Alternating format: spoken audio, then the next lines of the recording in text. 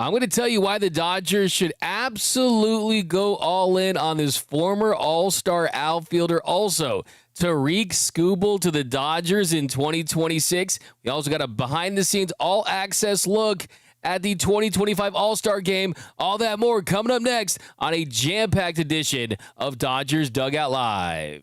It's time for Dodger baseball. Welcome to Dodger Stadium. This is the golden age of Dodger baseball. The Dodgers are building a dynasty.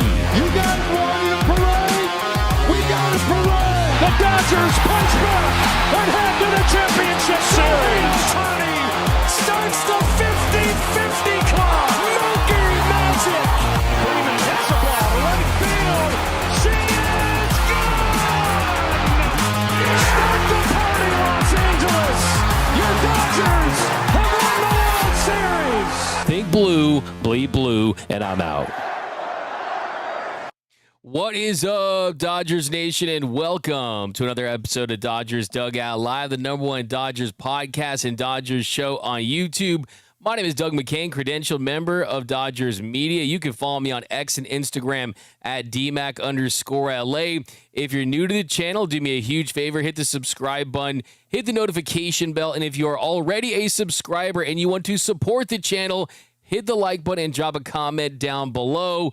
We've got lots of Dodgers stuff to get into later in the show, dropping my all-access, behind-the-scenes look at the 2025 All-Star Game. You got Shohei Ohtani, Clayton Kershaw, Freddie Freeman, Manny Machado, Shohei Ohtani. It's an incredible experience down in Atlanta. I want to share that with you guys. I worked really hard on that, so be a big favor. You just check it out, and I want to hear from you guys. I mean, what are your thoughts on the trade deadline coming up? But we got so much to get into, so much Dodger baseball to get into, so let's get right into it.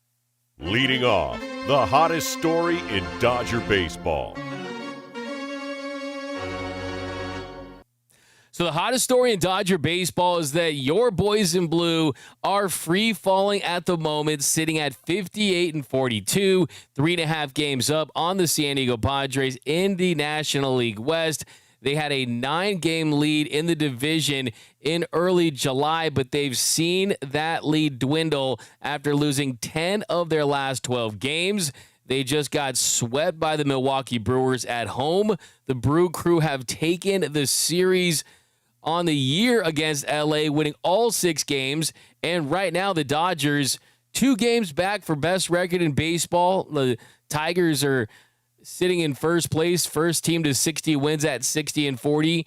And then in the league, the Dodgers are a game and a half back of the Cubs and the Brewers. So I know Dodgers fans are freaking out, but I'm here to tell you that I believe that reinforcements are on the way. And I think they're going to come in multiple ways. One, players coming back from injury.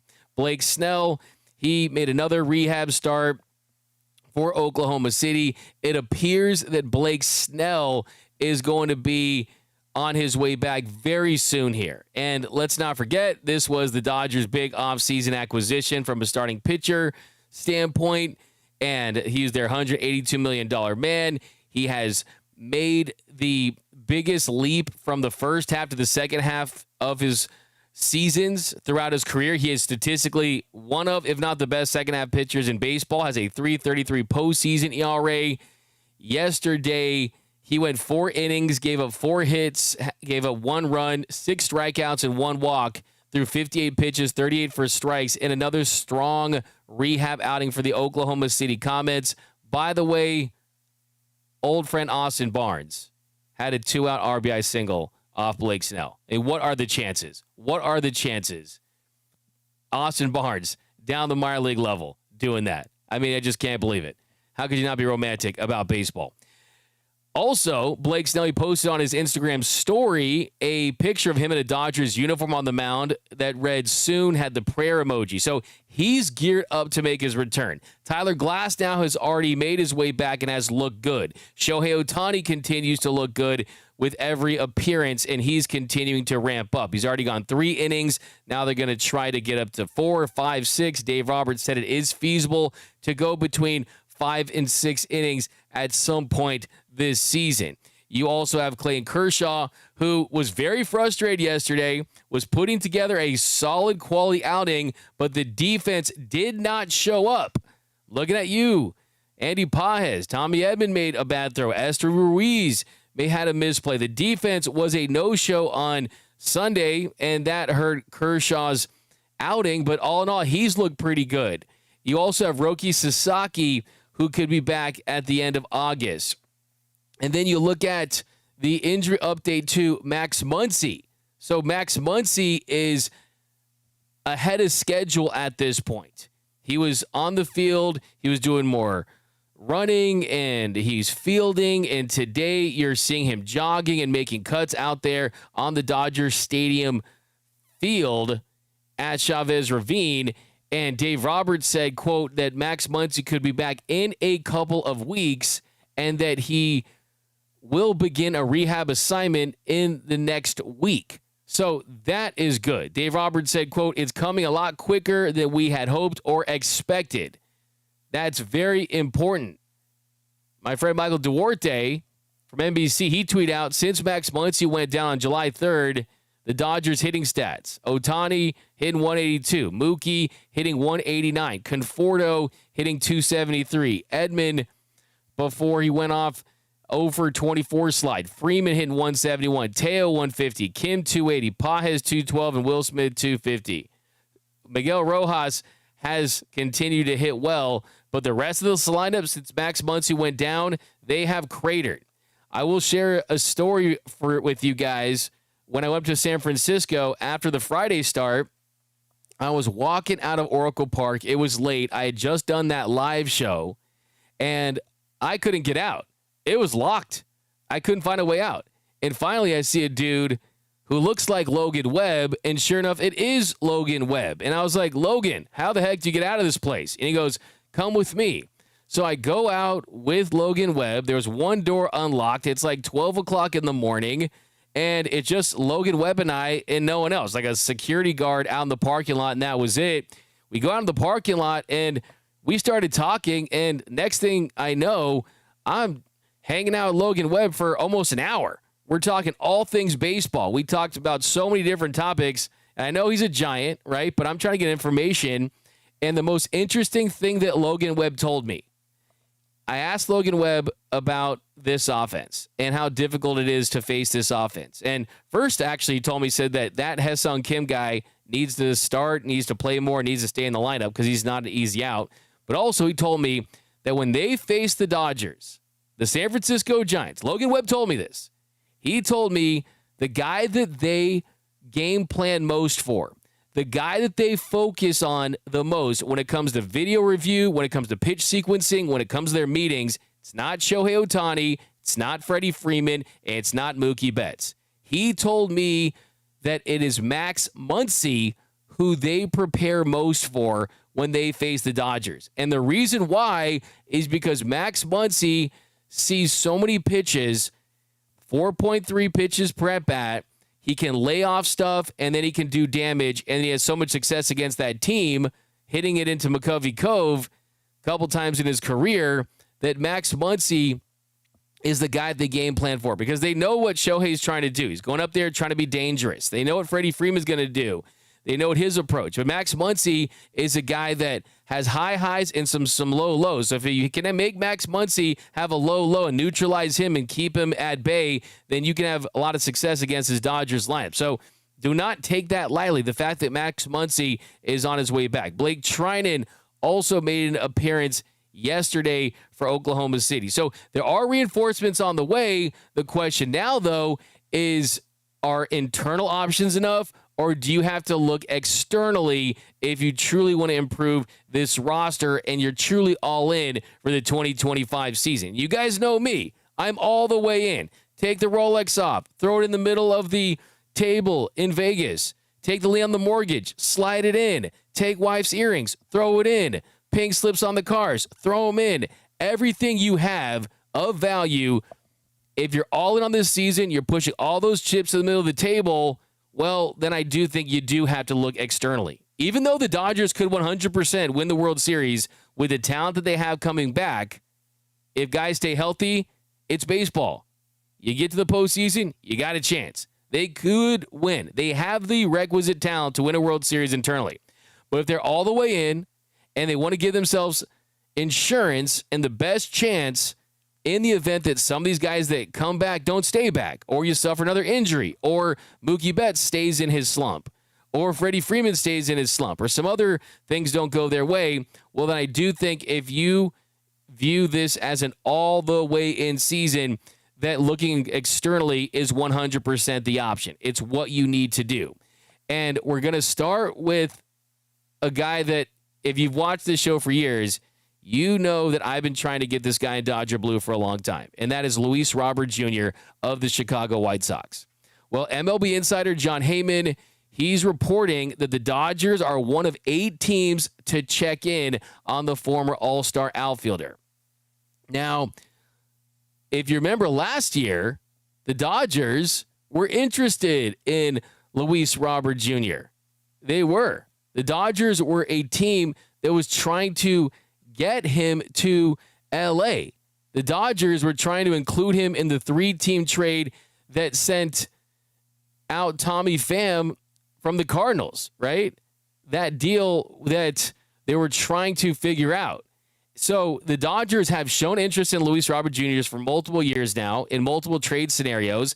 And the difference between now and in the past is his stock has gone down significantly to the point where it was always viewed for Luis Robert Jr. Hey, this is a guy that was an all-star. This is a true 5-tool player. He's got speed. He plays above average defense. He can hit you a ton of home runs. He can slug. He can hit for average. He's got bat speed.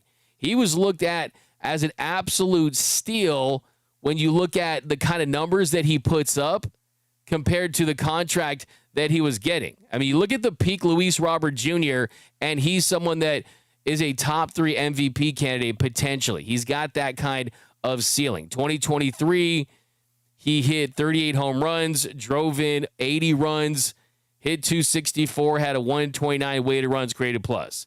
The 2 years after that, though, the numbers have been down. He's been injured at times, hit 14 home runs last year in 100 games, was 16% below league average offensively. And this year as a whole, you look at his numbers and you're like, why would the Dodgers want this guy?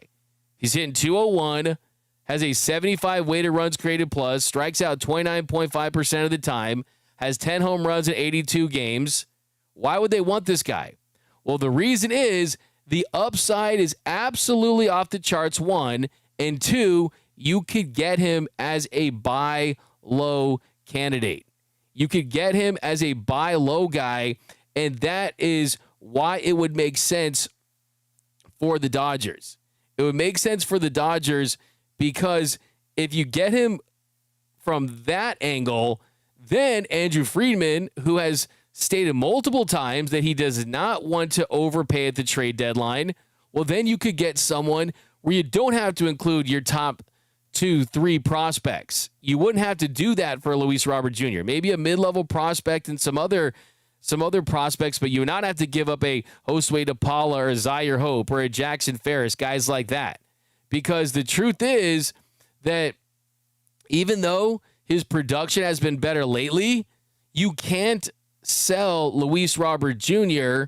as someone who you automatically assume that team is going to pick up those two $20 million per year club options that he has in 2026 and 2027. Because if you look at his contract, he is making now $15 million for this year. And then he had the 2 club options for 2026 and 2027. But you can't guarantee that a team is going to pick those up. So you can't sell him as a guy that's under team control for multiple years. Teams could view him as a rental potentially, even though if you're a team that gets him and he produces, you're probably going to pick up those club options. So the point is the White Sox don't have the leverage that they once had with Luis Robert Jr. But his production has gone up. If you look at his numbers in the last month, he's looking a lot better. An 880 OPS, 3 home runs, 8 RBIs. He's drawn walks. He's stealing bases. Last 9 games, he's hitting 360, 2 home runs, 6 RBIs, 2 stolen bases. And you look at his success against left-handed pitching, an 886 OPS versus lefties. And you're on an expiring deal. I mean, you look at what's on his deal right now, you're around $8 million on what's left on his contract. But if the Dodgers can get him right, they could pick up someone that could be a long-term option for them. And then you consider this. If you don't believe in Michael Conforto, which I'm not going to read his numbers off because he's not had success this year, right? I mean, the Dodgers paid him $17 million, and he's been one of the least productive hitters in Major League Baseball. And yes, there's still a chance that he can figure things out and have the second half that he had last year with the Giants, and there is still a chance that he can help this team down the stretch into the postseason. But if they're not sold on that, if you traded for Luis Robert Jr., even if his offense stays the same, it's still equal to or better than Michael Conforto, but you get better defense, a fast base runner, and a younger player. And then also you can throw Luis Robert Jr. in center field, you kick Andy Pages over to left, and then you have Teoscar Hernandez over and right. So now it supplements Teoscar Hernandez's bad defense, which it's been bad, but I don't care how bad it is. The Dodgers aren't moving off from Teoscar Hernandez. He's paid him $62 million, and he's clutch in the postseason. The Dodgers still think you get him right, the groin, the lower body, things get better for him, then you want his bat to come up clutch in the postseason. But you take some pressure off of him by having a better center fielder, and that is what Luis Robert Jr. is. He is an above-average center fielder. You look at his baseball savant numbers, and this season, he is in the 86th percentile outs above average. He is 3 outs above average. You look at that sprint speed, the 90th percentile. Then you look at some of the batted ball profile stuff. The bat speed's still good. 94th percentile. That's elite territory. You look at the stuff that's bad, though. It is hard hit rate under 50%. You look at the average exit velocity, the expected slug. A lot of that stuff needs improvement, right? The walk rate's above average, but the barrel percentage is in the 68th percentile. That's above average. But from what I've been told from some reporters that cover the White Sox is, one, Chicago is baseball hell for baseball players. They hate it there. They don't want to be there. They want to play on any other team than them. The bad news bears of baseball, right? Look at what happened for Gavin Sheets this year with the San Diego Padres. And yes, he's cooled off, but if you look at what Gavin Sheets has done with the Padres this year, a major improvement from where he was with the Chicago White Sox. When he was with the White Sox last season, Gavin Sheets, a 660 OPS, hit 10 home runs and 501 plate appearances. This year, the Padres, a 755 OPS, is 9% above league average offensively through OPS plus, and has hit 14 home runs in 362 plate appearances. And then you look at just a recent one with Andrew Vaughn. Andrew Vaughn, we know him very well because of what he did against the Dodgers a few weeks ago. Andrew Vaughn with the White Sox this season, he had a 46 OPS plus, had a 531 OPS in 48 games. 8 games with Milwaukee after he got let out of baseball hell in Chicago on the South Side, a 1239 OPS, and he's hit 2 home runs and has had 2 doubles. Yes, a very small sample size. The truth is, though, numbers trend up when you leave Chicago. And you also look at Luis Robert Jr. One thing that I've been told from people that cover the team is that what he's been trying to do from an approach standpoint is he's kind of been caught in between. He's trying to be more patient this year, and because of that, his stats have taken a nosedive, especially against fastballs. A couple years ago against heaters, when he had a great all-star season, He was in 302 and slugging 590 against fastballs. This year, he's hitting 197, slugging 307 against heaters.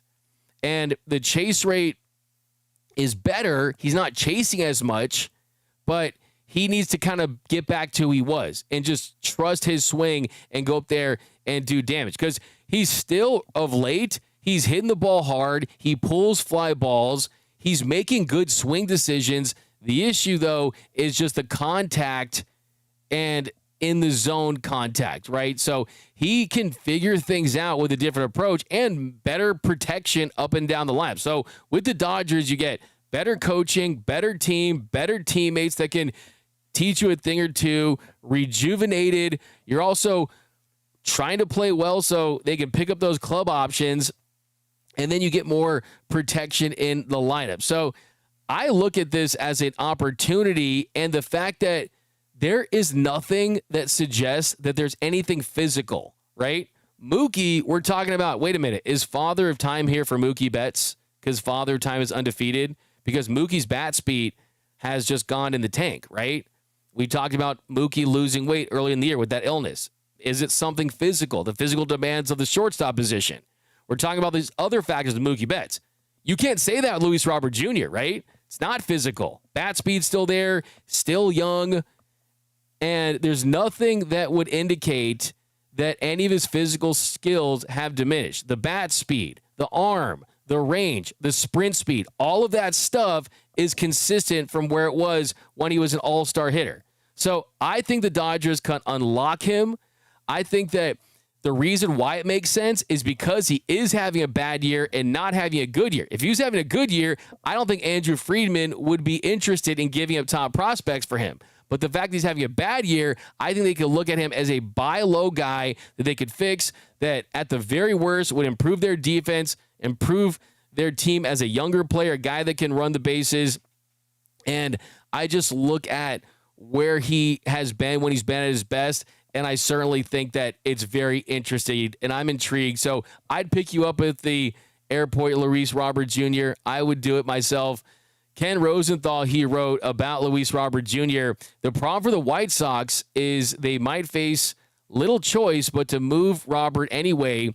There seems virtually no chance of the team exercising Robert's $20 million option for 2026, and a trade would be the only way to get something back. Therein lies the issue for Chris Getson, the White Sox. Had Luis Robert Jr. performed in 2025, his club options for 2026 and 2027 would be viewed as a very team-friendly asset to be able to trade and market. But with Robert having the year that he is, it puts him basically as an expiring contract, so the White Sox have no leverage. So count me in. I'm all in on Luis Robert Jr. I truly am. Let me know down below, though. You guys know, hey, who's been talking about Luis Robert Jr. for a long time? And if it's not Luis Robert Jr., Stephen Kwan is an option. Jarren Duran is someone we've talked about on the show. Cedric Mullins, even if you want to dip down there. I do think at this point, you're not even looking at, oh, Michael Conforto's been bad. It's, oh, what if we don't get the production from Mookie and Freddie Freeman that we expected, okay? And Teoscar Hernandez and some of these other guys in the lineup. I do think that that is something that makes us an even deeper part of the situation, the conversation at this point now. Now, another rumor, I'm going to touch on this one really quick. ESPN's Buster Olney is going to be on this show later this week, so we'll talk to him about this. He said, quote, Tarik Skull is set to land a $400 million deal after the 2026 season. The question is whether it will come from the Yankees, Dodgers, or Mets. So it doesn't go into deeper detail about how interested the Dodgers are.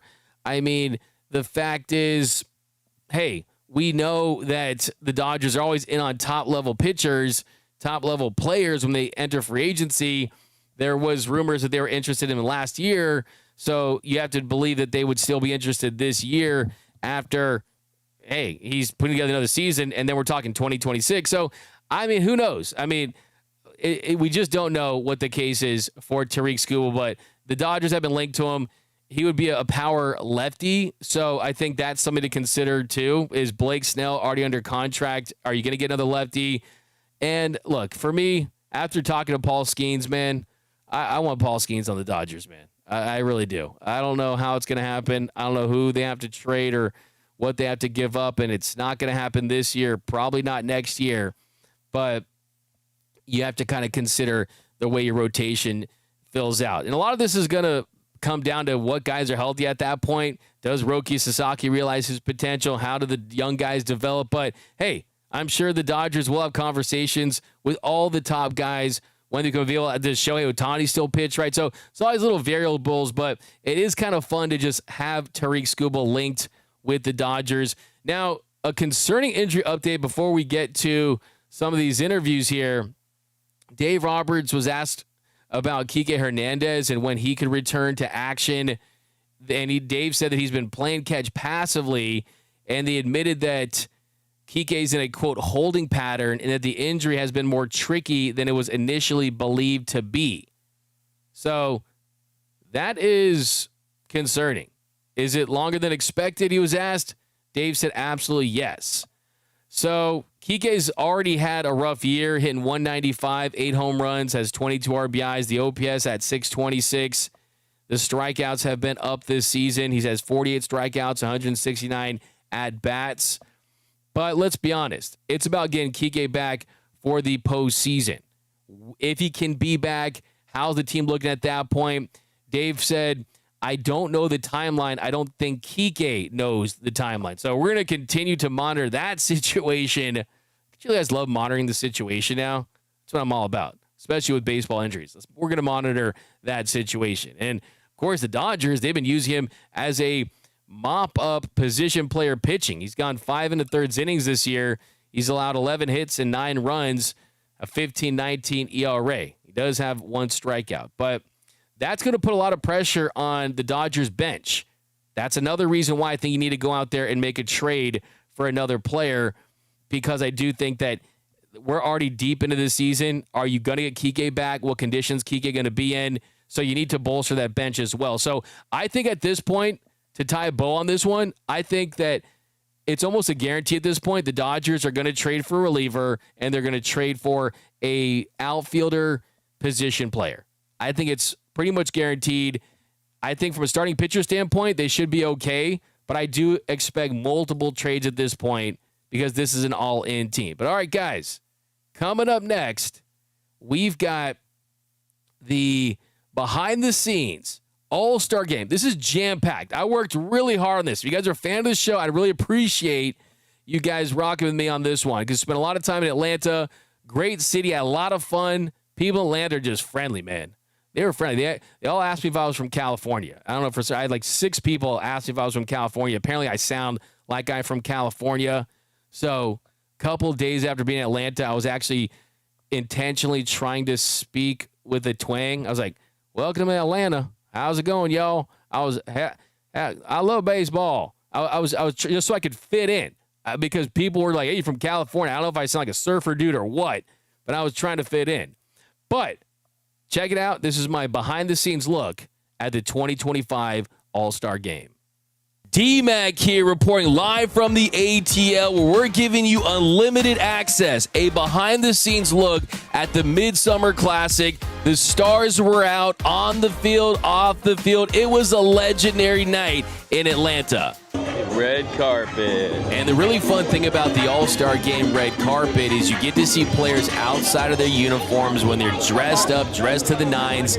Jazz Chisholm walking the red carpet, Fernando Tatis Jr., Paul Skeens and Livy Dunn, Ketel Marte matching with his family, Yoshinobu Yamamoto, Ronald Acuna Jr. going sleeveless, Manny Machado, Pete Crow Armstrong, PCA, Ellie De La Cruz, Aaron Judge, James Wood, breakout star, Pete Alonso, the polar bear, Byron Buxton also going with the nice family matching look. And here's the star of the stars, the superstar, Shohei Ohtani, his wife Mamiko, going with the double-breasted, got the biggest ovation. Here's Paul Skeens and Livy Dunn, superstars. Great pitcher, better boyfriend, tying her shoes. What a nice guy. done it. Skeens really stole the show. And then there's Aaron Judge. Pinstripes like the Yankee uniform. This guy's bigger in real life, just gigantic. And then here's Ryan O'Hearn and his wife. They were really friendly walking the red carpet. Kyle Tucker, the Philly Fanatic. Tommy Lasorda not around to beat him up, but the Philly Fanatic, best mascot in sports. A long red carpet. Greg, who was the best dressed today? Oh, man, it's hard to go against Jazz Chisholm. Raul Acuna Jr. was a close second. I think Michael Garcia going all denim, sleeveless, was beautiful. And Ellie De La Cruz, man, I just think I could pick Ellie De La Cruz every year because he looks like a model. Everything looks great on him, so I have to go someone else. And it's the second time we picked him, but Jazz Chisholm deserves to win best. Look at for the Dodgers. I like Yamamoto's little tie situation. The double-breasted jacket from Shohei Ohtani was awesome. Clayton and Freddie, they're forced to do fashion. I love that their wives make them at least look the way they look today. But I think of all of the Dodgers, I think I'm going Shohei. Going Shohei? I like Shohei the most. Nice. All right, now we're right outside Truist Park, about to check in. They're going to check my media credential, get through security, and then we'll meet you on the field. How you doing? And now we're on the field after the players just got together to take their All-Star Game team photo. There's Hunter Goodman, Paul Skeens. Love how they're wearing their own uniforms with the All-Star Game patch. Mackenzie Gore, James Wood, Kyle Stowers, Ketel Marte, Eugenio Suarez, David Peterson, Pete Alonso, Edwin Diaz, Dino Ebel, Danny Lehman, Clayton McCullough, Chris Woodward, Aaron Bates. We've had the entire Dodgers coaching staff. There's Will Smith, Mark Pryor, Freddie Freeman, Roberts, Corbin Carroll, Clayton Kershaw on the phone, iPhone guy, Tatis Jr., Manny Machado, a lot of Padres, Robert Suarez. What's up, Chico? How you doing, man? What's up, Ellie?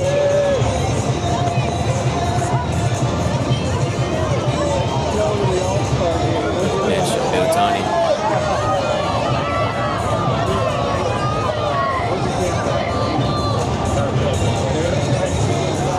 You're my idol! That was awesome.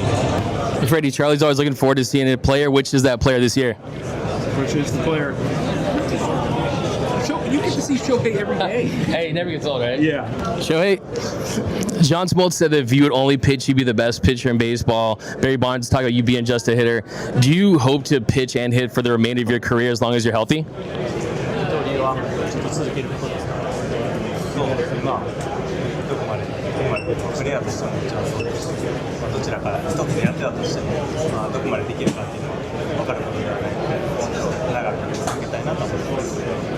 It's always hard to determine, the longevity of any career. So my goal is just to be able to play two-way as long as possible and just being able to play baseball as long as possible.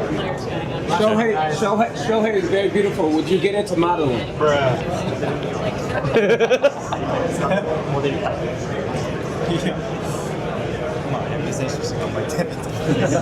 Not really. I'm going to work hard being a good baseball player. Jeff, you said 1 million subscribers, you'll do an interview. I'm only 800,000 away now. All right. 800K. Keep it going. Keep it going, man. Hey, great job last night. When you got the burgundy suit on, it's go time. Exactly right. Yep. Have a good one, Yo. Manny Machado taking some batting practice. Dino Ebel pitching to Manny Machado.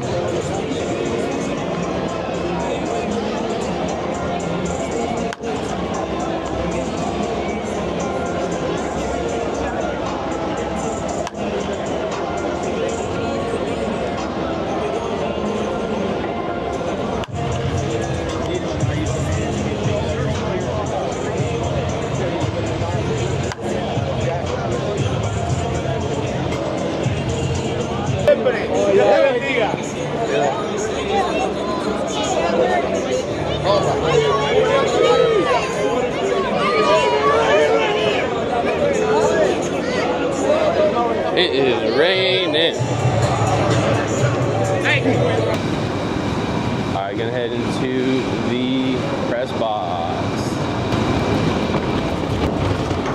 Scan me up. Thank you.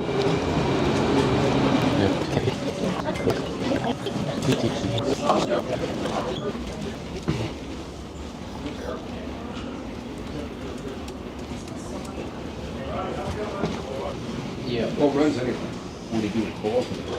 Home runs a catcher. Well, Murphy's a catcher, so what are you gonna put him in center field? Yeah, you gotta find a place. So I don't know. Well, if they trade Ozuna, who's gonna DH? One of them. I want to back up. We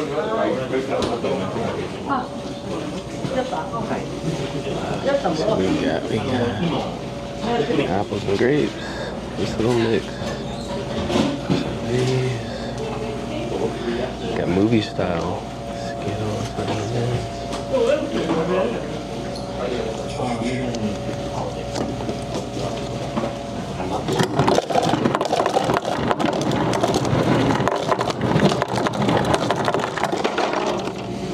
And all the Coke Zero you can drink.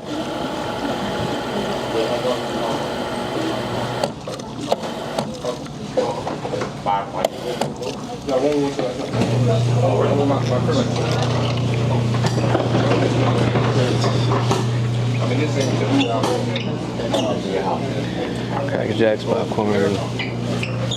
popcorn boxes next to the fridge. But the best part about being up here is it means you're a part of the media, which means you get to ask the players questions. You get to see a different side of the best baseball players on the planet. And Hestung says you're the funniest teammate. Who do you think is your funniest teammate? Shohei Ohtani. Shohei Ohtani? You're in a bar fight. You need to ask 2 of your Dodgers teammates to have your back. Which 2 of your teammates are you picking to have your back in a fight? Mancito. Bar fight. You got to pick 2 of your teammates to have your back. Which teammates are you picking? I'm going to go, when he's healthy, I'm going Bruce Dar Gratterall. And this is a good one. I'm gonna go Tanner Scott. Tanner Scott. He's got a little. Yeah. He's got a little edge. Thanks a lot, Freddie. Appreciate it. Of course. You get a bar fight. 2 of your teammates you got to pick to have your back. Who you taking? Bruce Dar. What is it with Bruce Dar? He's a big dude. He's just big, strong. Yeah. He would not be fun to meet in an alley. And then Joe Kelly. He's not with us this year, but I would take Joe. Former teammates work. What's it been like having Walker Buehler as a teammate? Oh, it's awesome. We played together in summer ball, Team USA when we were younger, so being able to be his teammate again, it's awesome. You're in a bar fight. You can pick 2 of your teammates all time to get your back in that bar fight. Who you rolling with, Alex? Oh boy, that's a great question. Walker might be up there. Okay. That's a good question. Maybe Evan Gaddis. Evan Gaddis? Okay. Maybe Chapman. I don't know. Maybe back a little bit? Yeah.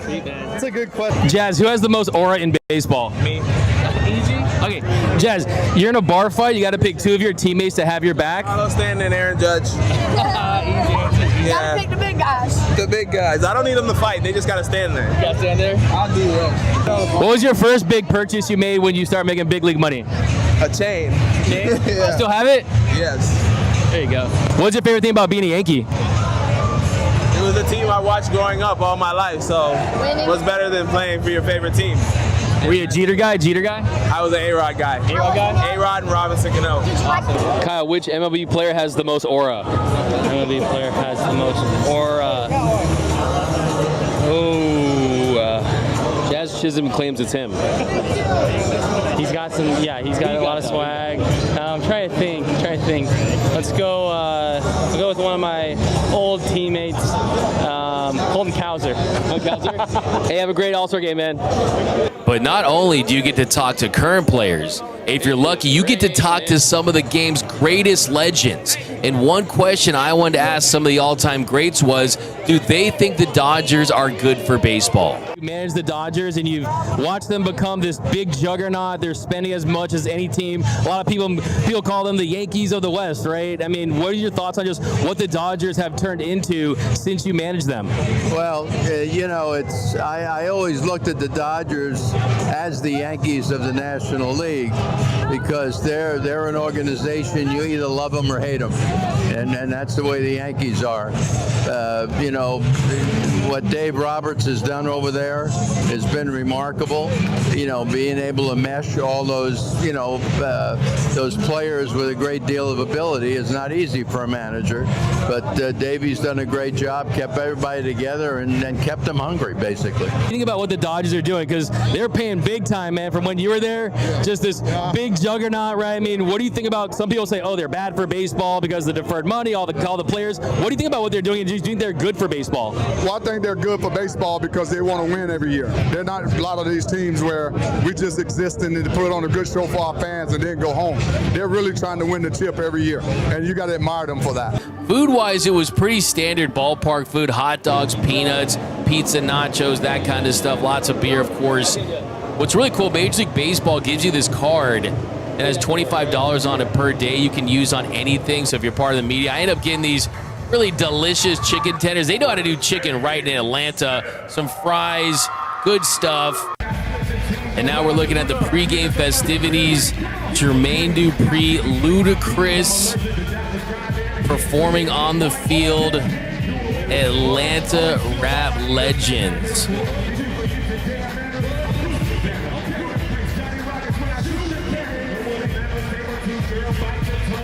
They put on a show.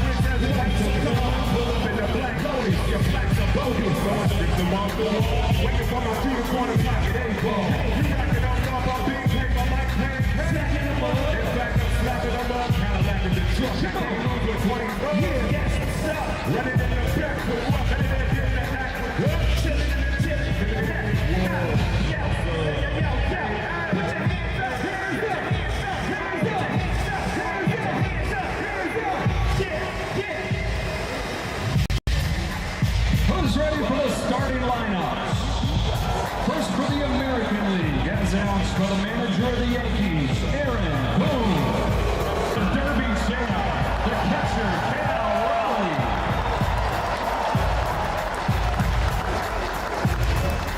Batting fifth.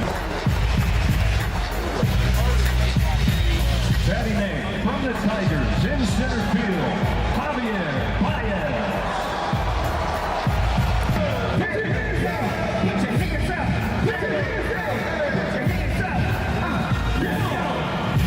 And now the starting lineup for the National League, as announced by the manager of the Dodgers, Dave Roberts.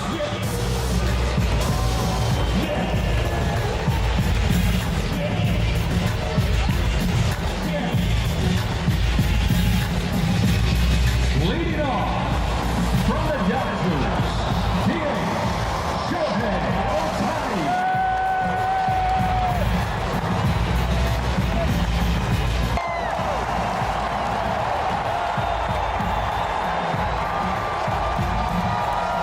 From the Dodgers at first base, Logan Webb.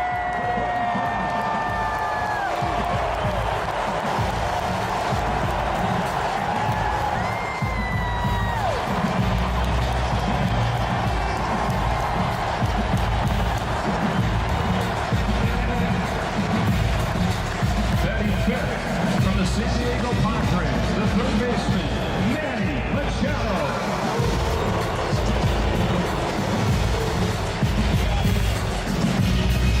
Batting Oh, say can you see by the dawn's early light what so proudly we hailed at the twilight's last gleaming, whose broad stripes and bright stars through the perilous fight o'er the ramparts we watched were so gallantly streaming. And of the free and the home of the brave.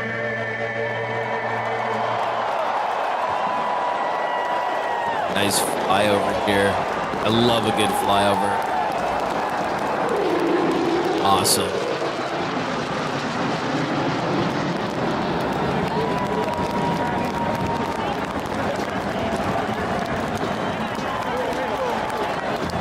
Here's Shohei, the on-deck circle, getting ready to face Tarik Skull.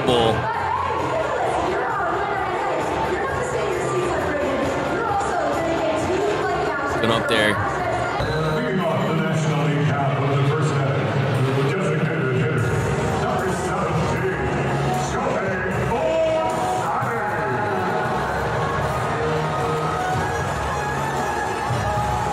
Raleigh. All the great hitters do this to measure it. Digging in. Shohei always says he's trying to hit a home run in the All-Star Game, so he's going to be swinging big.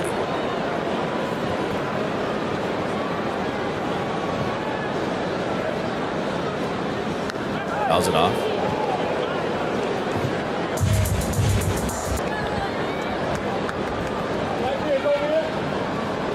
Here we go, base hit. That's a hit. First hit of the game. Goes to Shohei Ohtani. Headbutt. Chris Woodward. Him and Vladdy, a little hug there. Still did the hit, Sally. I love it. Run. Scored. All-Star Game getting going early. National League getting on the board. Family and kiddos and all the stuff. It was a great thing, and Doc even let me say a couple things during the team meeting, which was awesome. Things that I would never. By the end of the week, you were hoping that Clayton Kershaw wasn't going to be sick of you. Just what were those interactions like, and what was it like to just pitch before him and play this game with him? Yeah. I kept my distance a little bit. Our lockers were next to each other, so I asked him. I didn't get any time really to talk to him yesterday, but talked to him a little bit today. He's such a class act. Like it's just so impressive. Obviously what he's done in the game, but the human that he is. We were in the waiting room before the red carpet today, and he had all his kids, and watching him be a dad too. It's just it was cool. It was a cool experience for me. And Paul Skeens was as advertised. He was absolutely electric, had 2 strikeouts, and they were his 2 big punch-outs, 100-plus miles per hour, and Clayton Kershaw was very impressed with the young superstar pitcher. Clayton, Paul Skeens before this said that he was hoping that by the end of the week you wouldn't be sick of him. Just kind of what were those interactions like, and just what do you think about him as a pitcher? Well, as a pitcher, he's unbelievable. Yeah, I mean, he's a bulldog out there, so competitive, just coming after guys, not fazed by anything. So there's a lot of those guys. I said it about Skull as well. Both those guys have been super impressive to watch, and to get to talk to Paul this week has been fun. He's got such a regimented routine. You can tell, just even the 2 days we were here, and you don't realize how big he is too. Like if there's ever a guy that can throw that hard and stay healthy and good for a long time, like I'd bet on him. It's super impressive. And so I didn't have a whole lot to tell him. We talked a little bit about pitch grips, and he wants to be good for a long time. So you got to respect that. It's pretty cool. But it was absolutely awesome to see Kersh get his flowers in this game, on this stage. Legendary first ballot Hall of Fame career. It was special, man. Manny, Clayton Kershaw was voted legend in this game. You were his teammate. I don't know if this is his last All-Star game, but what was he like as a teammate, and just what can you say about him being a legend? He was the best. He was the best, man. It was an honor to play behind him, watch him grow. It was the first time I was in Baltimore, so I really didn't see many National League games. So went over there, finally got to see him in person. Man, what a competitor! He's a Hall of Fame for sure. So it was an honor to play behind him. Great to see his 3,000 K the other day on his cutter down and away. But man, at his age, what he's still doing, I mean, it's impressive. He gets mad if you call it a cutter, right? And Dave, the word legend gets thrown out very lightly these days, but a lot of these players are referring to Kersh as a legend. The back end of his career, and we don't know what decision he's going to make at the end of this season, but it's such an honor, obviously, for the commissioner of Major League Baseball to recognize him in this light, and for the players. Like, there's a lot of players here that grew up watching Clayton, and I know that's mind-blowing for him, but because he sort of just kind of takes it step by step, day by day, but he's a living legend. As we come in having some fun with this one, Shohei Ohtani the pitcher versus Shohei Ohtani the batter. Like, who do you got in that matchup? Just kind of like if that would ever to happen. I take the pitcher. I take the pitcher. Pitcher's got the odds, right? The pitcher's got the odds. He's a unicorn in itself, but I'll take 102 with that sweeper. Awesome, thanks, Dave. Appreciate it. As a pitcher, what does impress you the most about Clayton Kershaw? I mean, it's everything. He's, I know we talk about it with the Giants about getting strike one and strike two as fast as you can, and I feel like watching him, it's just every count's 0-2 or 1-2, and he finds the new ways. I mean, not really new ways. It's the same ways he's always has, and he just competes, and it's really fun to watch. And with Kersh being voted as a legend, did it feel like the pitchers were kind of treating it a little different, just kind of embracing that side of it? Yeah, I mean he's a legend. So yeah, it's I think he deserves. I mean, he should be, however long he wants to play, he should be in every All-Star game. He's earned that right, and I hope he plays forever so I can keep watching him. Is there something that kind of stands out that impresses you most about him? I mean, the way he goes about his business, he's detail. You can tell he's just detail oriented. His routine, he maintains his routine with a great work ethic, but he's also really approachable, nice guy. I know he does a ton of stuff off the field for communities, and I respect that even more so than what he does on the field. And Freddie, you kind of talked about like just kind of being a part of like Jeter's last All-Star game, and Kersh is a legend in this game. He gets voted in. I mean, he hasn't announced what he's gonna do next year, but what do you think this experience means to him, and just how much of a legend is he to this game? Yeah, definitely on the legend part. What he's done over 18 years, 3,000 strikeouts. I saw, like I said, probably a week or two ago, I saw his numbers get put up on the screen, and it was like 218, 19 wins, 2.5 ERA, and 3,000 plus strikeouts now. It's incredible what he's done, the consistency, especially in the last couple of years when he's been battling injuries and he still rehabs and comes back and still Clayton Kershaw. Everything was all right in the world when number 22 was Dodgers on the mound. So I think this is special. I think when he first got announced, he was a little like, I don't know. But over the last week or so, he's been really like soaking it in. And obviously he's got his Charlie here. And I think that's what it's about for him, is creating memories. And to be able to see him and be here with him, hopefully it's not his last All-Star game, but if it is, it's going to be something that we'll be able to tell our kids about, grandkids. And this is what it's all about for Clayton Kershaw. His family, his kids, being able to see him pitch in this game, on this stage, growing up at the ballpark. Just priceless moments here. And then Pedro Martinez had a moment with Kersh. This was awesome. It's my son. I'm on comments going crazy about you. Oh, you're the man. Yeah, he grew up by and then Ramon is the uncle. Every day.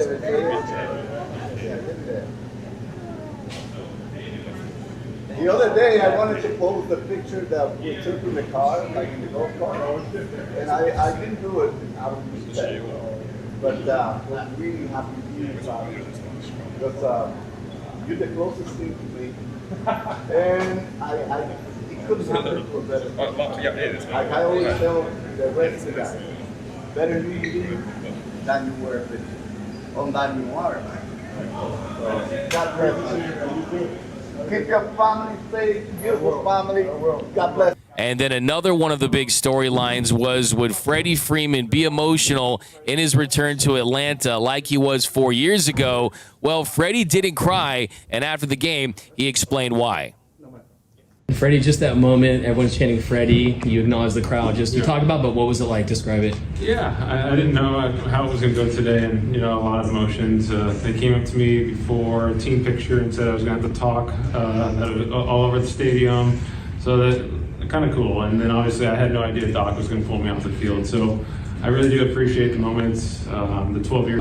Do you want me to say I cried?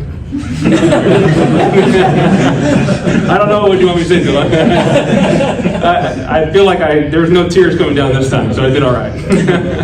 And then Shohei talked about what made this a special All-Star game, what was memorable about it for him, also what he's going to do on his my intention in my first at bat was to hit a homer or strike out. So I was able to kind of squeak a hit there. So, yeah. So Shohei Ohtani still hasn't won that All-Star Game MVP. That one will come soon enough. But his teammate Freddie Freeman thinks that he's on his way to going down as the greatest player of all time. Who do you have as the baseball GOAT? Is it the guy right next to you, or who do you have as the greatest of all time? Greatest of all time. I mean, he's well on his way. It's yeah. I mean, look at him. He's what did he throw 2 days ago? He's throwing 100 miles an hour. He's hitting balls in the McCovey Cove. It's he's just doing things we've never seen. So I'm gonna go with he's probably gonna be the greatest of all time. Here's Pete Crow Armstrong with his family, actors. And how about Corbin Carroll? He's getting the ball, his first All-Star Game home run. Here are the fans that caught the ball. And the game was wild. The National League, they blew a 6-run lead, and we had the first swing off in All-Star Game history. Schwarbaum. Yeah, it's out. Schwarbaum. The National League ends up winning. Kyle Schwarber goes up there, hits 3 home runs. Oh! Deep into the night.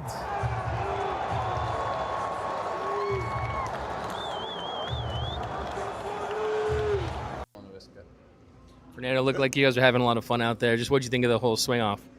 It was fun. I mean, they're finding the right way how to do it, and it was a fun ending. Would you want to see maybe be a part of baseball at some point as a possibility to end games in the regular season? I don't know about the regular season. That's a whole different story. But it was a great night in Atlanta, a great All-Star week, the Home Run Derby, the All-Star Game celebrating Clayton Kershaw. Baseball has the best All-Star Game in all of sports. The ratings were through the roof. Almost 8 million people watched. It's the highest rated All-Star Game, and I loved every minute of it. My name is Doug McKain. You can follow me on X and Instagram at DMac_LA. If you want to support the channel, hit the like button, drop a comment down below, and remember that nothing brings together quite like Dodger baseball. And until next time, think blue, bleed blue, and I'm out. This episode is brought to you by our friends over at Factor Meals. Dodgers summer is here, and that means more sun, more light, and more time to make trips to the stadium to make summer special. And the number one thing you don't want to be doing all summer is spending hours cooking inside. That's where Factor Meals comes in. Factor's chef-crafted, dietitian-approved meals are ready in just 2 minutes, taking the hassle out of eating well. I wouldn't have the energy to host this show if I wasn't being powered by Factor Meals. And with 45 weekly menu options, you can pick gourmet meals that fit your summer gains and goals. Choose from options like Calorie Smart, Protein Plus, Keto, and more. These meals arrive fresh and ready to eat, so you have time for all of your activities throughout the day. My go-to Factor meals lately have been the Parmesan and garlic cream shredded beef and the smoky barbecue chicken breast. Get started at factormeals.com/Dodgers50off and use code Dodgers50off to get 50% off plus free shipping on your first box. That's code Dodgers50off at factormeals.com/Dodgers50off for 50% off plus free shipping. Factormeals.com/Dodgers50off. Okay, the lineup is out. Mookie Betts batting leadoff again at shortstop, followed by Shohei Ohtani at DH in the 2-hole. Smitty, Will Smith behind the dish, batting third. Freddie Freeman hitting cleanup at first. Tarik Hernandez in right, batting fifth.